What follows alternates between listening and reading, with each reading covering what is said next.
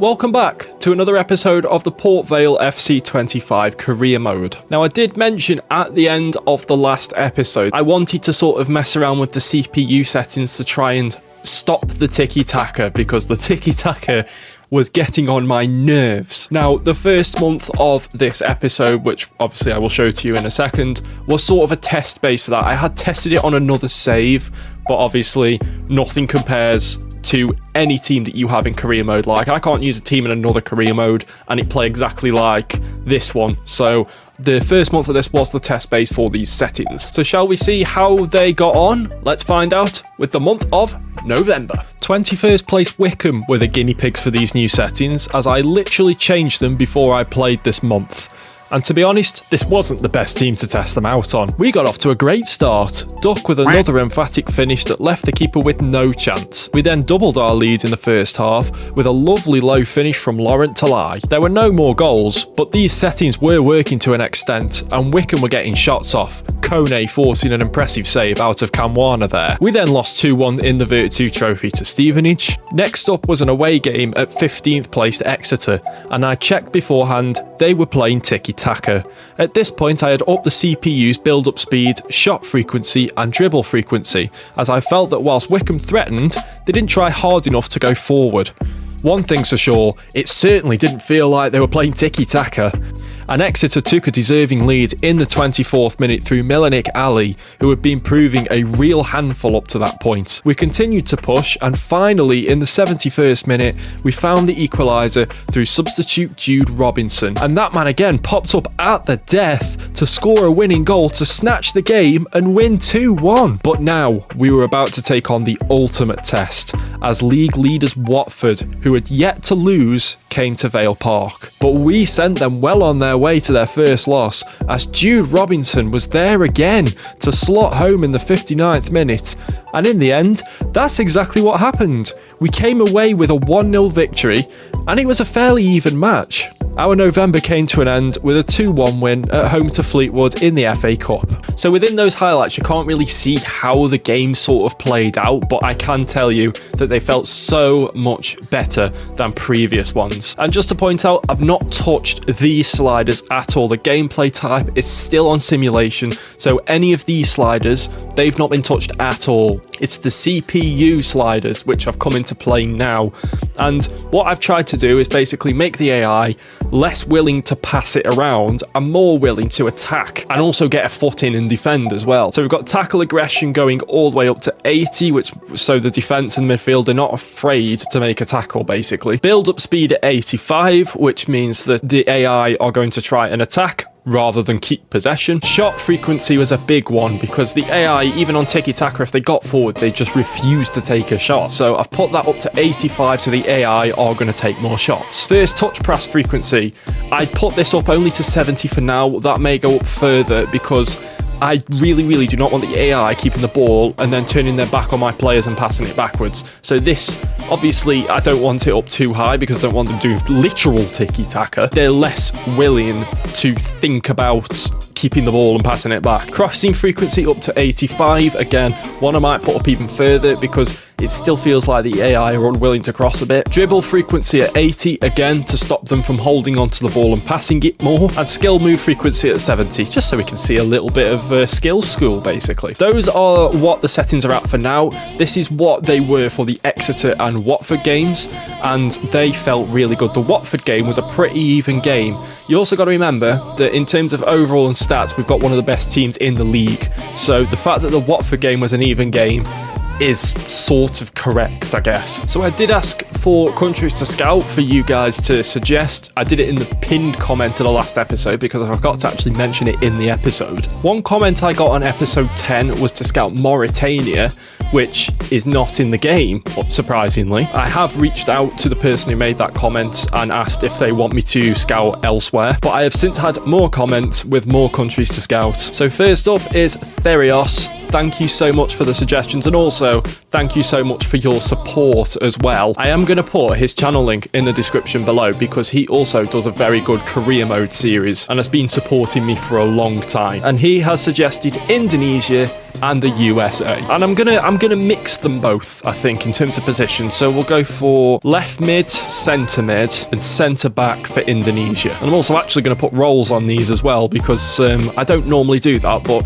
now I've got the formation and tactic kind of sorted, it's worth scouting players who can play those roles. And we'll go to the USA, we'll go for striker, we'll go for right mid, and we'll go for centre mid. There we go. And the other suggestion is from another ever-present in this series, and that is the Football Boy 444, who just simply suggested Asia. So I'm going to go to Asia. I'm going to just sort of not look at the screen, and I don't know what it's going to land on. Oh, we're back in Southeastern Asia again. So we're going to go to Laos for 3 months, and we'll go, it's going to be positions that we've scouted already, because I'm not going to scout goalkeepers. Do a mix of two: striker, left mid, centre back. That works. And a quick look at the table. We are now up to 5th after a very good month, which included giving Watford their first loss of the season. And all of a sudden, we're only 3 points behind the league leaders, which are now Charlton again. So if we continue this momentum that we've been on through the last month, then we could very easily end this episode top of League One. So Reading away is the first match. I am going to simulate it. It's a Tuesday night game. Second team is out. What's the score going to be? It's going to be 1-0 to Reading. I'm also happy to report that with a combination of loan glitching and dynamic potential, Muwalo Kamwana is now got a status showing great potential. I am going to continue to loan glitch him in January, so I'm going to add him back to the loan list again. Michael Miller has potential to be special, so I really need to start giving him some game time. I'm also doing the same with Harrison Nichols as well, because he has not got a potential status anymore. But anyway, we've got another match against Notts County at home, and I'm going to simulate this one as well, just get them out of the way. Let's get them out of the way. A 3-2 win. Duck, Gutierrez, and Gutierrez. Lovely. But it is a big one. Now second placed Peterborough away from home. Who's dropped off? It's Watford that have dropped off. We've dropped behind slightly from the rest, so we need to get a win on the board here. Otherwise, we are going to find ourselves in a bit of no man's land. Peterborough are playing a 4-2-3-1 wide. They've won 4 of their last 5 games. However, they lost their last game, which is huge. They are playing TIKI, but that doesn't really matter anymore. At least let's hope not anyway. The change of these settings has also clashed with the gameplay update that EA brought out a couple of days ago. It's also, there's kind of a bit of a mix of updates going on here. But here we are, huge clash to get this part of the episode underway. Peterborough against Port Vale. Focus is on Bryce Gutierrez scoring 2 goals in his last game. Can he add to that tally? Let's hope so, because I don't score many goals with this guy. Oh, Michael Miller's been absolutely done there, but he's recovered it well. But Peterborough still have the ball. It's Ricky J. Jones for Peterborough. Oh dear. Butler into Duck. Here goes Duck. Can he get into that space? Yes, he can. It's Duck! Charles saves again. Nice to see that the scoreboard problem has also been fixed. I was sick of having to edit that in myself. As the ball's put in, Charles punches away. Williams will get another go. Goes back post. Oh my God. Odo forward for Joel Randall. Here is Ricky J. Jones for Peterborough. Oh, he's gone for a very long shot there.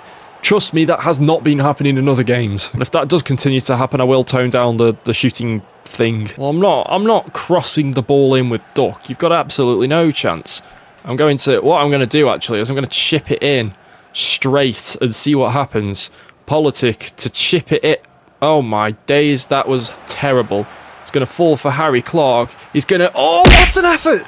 It's off the crossbar. Gutierrez on the rebound. And we do get a goal with Gutierrez just on the stroke of half-time. That is a lovely, lovely...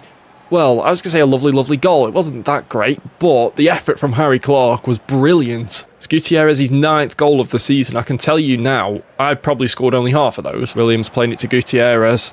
Got around defenders. Oh, and he's played a lovely ball through for Duck to make it 2-0. Duck gets on the score sheet once again, and we lead the second place team in the league 2-0. The settings may still need a little refining, but at the end of the day, Peterborough aren't taking their chances, and we are. Jones inside. Mothersill on as a substitute. It's Mothersill inside for Randall, and he shot it straight into the hands of Cam Warner. Mothersill. Oh, he's been a handful since he's come on. It's Malik Mothersill for Peterborough. Cam Warner, big punch away. Jones with the corner. Miller heads away, question mark. Get that further out than that. It's Jones. Cam Warner once again with the save. We need to get it further out. Oh my days. Every single clearance is deflecting. Cipriano gets it back. Here's Mothersill. Inside, it's Randall. Oh, that's a beautiful ball to Mothersill. Fair play, Peterborough. Mothersill has been an absolute handful since he's come on as a substitute, and he finally gets the goal that he, well, deserves, in all honesty. But this ball from Joel Randall, look at that. Absolutely split the defence wide open. Is Harry Clark. Robinson at the far post, I see it. That's a great cross from Harry Clark, and Robinson heads it over. He's not quite as good at heading as Gutierrez is, unfortunately. Oh, it's headed on. Mothersill is in here. He's gone for the long shot. Yeah, I'm turning that down 100%. In the end, though, it's a 2-1 win over Peterborough. And again, what was a fairly even game. Considering they were supposed to be playing TIKI-TAKA, that was a good game. Another thing I've noticed, by the way, is that obviously, as we've seen in this career mode, that the thing doesn't tell us that we have transfer offers for players. Like, on the actual home screen, it doesn't tell us. And I thought that that was a glitch with the game. I mean, it is a glitch with the game because I started up another career mode and it was working absolutely fine. So then I've come back to this one, had to look at the customization settings. I've got it on stop for transfer offers. I've got it on stop for when a player is approached, for assistant, for, everything, for transfer updates, and just none of them, absolutely none of them are showing up on the homepage. So I think it must have been a thing in the game right at the start, and because this career mode was created right at the start of the game, it just won't work for this career mode, which is really flipping frustrating. It also stops the game in completely random places as well, and I don't know why, because it's not stopping it when I've got transfer offers or anything like that. It just stops it randomly, it stops the simulation. But we have brought ourselves back towards the promotion, well, the top 2 fight now, the automatic promotion fight. We're only 1 point behind Huddersfield, 2 behind Peterborough, and 3 behind Watford. Charlton are starting to run away a little bit, but we are very well within it. So we've now got Lincoln City at home. I'm going to simulate this one, and then it means we've still got to play 2 and simulate 1. So most of the simulate games are now out of the way. Jesus Christ, I wish I'd have played it now. And suddenly we're very much not in the promotion race, although Charlton did lose. I did just see that. So another loan for Cam Warner, already his 4th, I think, of this season. He will be heading out to Sheffield Wednesday to be alongside Aaron Davies for all of a day, because as soon as that transfer window rolls around, he's coming back. Also, on the situation regarding contracts, Ben Garrity, I am going to let his contract expire. I know it means we lose out on a bit of money, but I would feel bad selling him. Means we can give him a proper send-off as well at the end of the season. But next up, we've got 6th place Wrexham, only 1 place below us. They are playing a 5-3-2 holding and balanced. This is new. Elias Bugaya making his debut in midfield. Wrexham against Port Vale. Luis Lopez is docking it. Oh, Politic. Ball through to Duck. There we go. 1-0 already. Duck, the guy. I'm running out of superlatives for Duck this season. He's nearly equals the amount of goals he scored last season. Duck, here he is. Oh, with the skills. Oh, flip-flaps around his man. Oh, I've ballsed it up. Dobson playing it through. It's Mendy. Wrexham are level. Just 1 lapse of concentration in the defence. Wrexham's manager is loving it out here. Just 1 lapse in concentration. Whoever that was, I think it might have been Michael Miller, lost his man. And in the end, his man scored. Sane, it's 2-1 to Wrexham. We can't defend against these guys at the moment. We're really struggling. Sane has been that player for Wrexham. He's just popped up everywhere. And in the end, we didn't close him down quick enough. And Cam Warner couldn't stop the shot. Right, here we go. Duck free kick. 23 metres. I don't know how many yards that is. But he is going to absolutely smash this over this wall and into the back of the net. If Okonkwo wasn't in goal, that's what I meant. If there was no goalkeeper there, that's exactly what would have happened. This isn't good. This really isn't good. That's a great save, Cam Warner. Keep that in if you can. Just get it out. We can never clear the ball away. We've always got way too many people close to the ball. Far with the header. Cardoso finally clears. The amount of clearances, or not clearances, but the amount of things in that game where we just passed it straight to them, or we hit it against them, it cost us. It cost us. And in the end, too many mistakes from us. Wrexham took more chances than we did, and we come away with a 2-1 loss, and all of a sudden the gap between 5th and 6th is no more, because Wrexham have now caught up. Just for the record, with these CPU behaviour settings, I'm not trying to make the game easier or harder for myself. These are literally just to make the game feel more fun.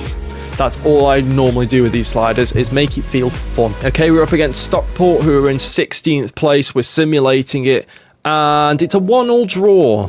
It's still a point, I guess. Final game of this episode sees us take on Tranmere, who are in 22nd place and have lost 4 of their last 5 games. I kind of meant to play the Stockport game, and I completely forgot that was the one I wanted to play. Tranmere are playing counter-attack, so again, another new tactic to come up against here. Port Vale against Tranmere Rovers. Does mean Tranmere will come forward quite quickly with their attacks. That's a fantastic save from Cam Warner to keep us at 0-0 early on in the game. Here's Duck. Crossing it in. Oh, look who's there at the far post. It's none other than Bryce Gutierrez. What a way to start the game. Duck is not a man for assisting many goals, especially not by crossing them in. But that was absolutely pinpoint. Politic wins it. Here goes Gutierrez now. Gutierrez, lovely ball through. Has he returned the favour? Can Duck get the second? Yes, he can. Both strikers have got a goal in this game so far. We're only 17 minutes in and it's already Port Vale 2, Tranmere 0. And Duck, hopefully, extending his lead at the top of the League One goal scorers charts.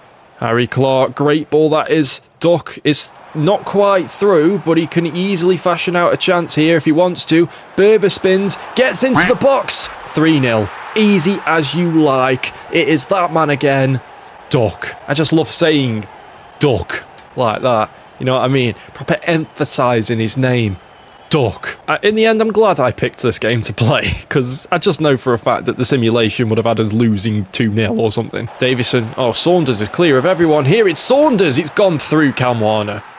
That's his first real mistaken goal for us, Cam Warner. Cam Warner's coming out of his goal here. That's brilliant from the goalkeeper, because had he not come out there, we probably would have conceded that. Saunders is up past, in behind the defence again here. Wow, I can't commentate today. What is happening? Right, Gutierrez. Ball through. Duck for the hat-trick this time. There we go. It's another hat-trick for that man, Duck. I'm not doing it again. I'm not doing the whole emphasis thing again, but he truly deserves this. He is quickly turning into a real legend of this series already. Harry Clark. Dennis Politic hit another long shot. This time it actually is on target and it's saved. Gutierrez to Duck. Can he get a 4th goal in this game? Ooh, that had a lot more power on it than I expected. Oh no, that's poor. That's very poor. Tried moving Cam Warner. Didn't work. Tranmere have a second. Gray comes in with the challenge. Robinson, make the run. Make a run of some kind. He's going. Jude Robinson into the box. It's Jude Robinson. He's got another goal for himself as well. Right at the death. 4th minute of 3 added on. Or 5th of 4 added. 5th of 3 added on even. And Jude Robinson gets himself another goal and gets the Vale's 5th. And that will end it. A beautiful win. 5-2 in the end. One of the goals we conceded coming through, you know, a bit of a defensive mistake. But at the end of the day, we already had the cushion. And it's a nice bit added onto our goal difference as well. So we've now hit the 2nd of January, which means new youth players. Let's see what Holden's got for us in Indonesia. Oh, why? Why are all the high overall players got awful potential? Got the same issue here in USA. Reece Miller, overall 58-78, potential 63-80. No. Can't believe we actually had no good players at all. Absolutely none. If they've only got like 55 overall, it's just they're going to be too far behind the squad. So we've actually picked, for the first time in a while, we've picked up no new youth players. That's a rarity these days. Might as well show you the current state of the youth academy. Habib Bayer is going to have to go, unfortunately. His potential has dropped to a maximum of 80. Same with Cale Pitter and Adan Herrera as well, with 81 maximum. So unfortunately, Adan Herrera is going to have to go.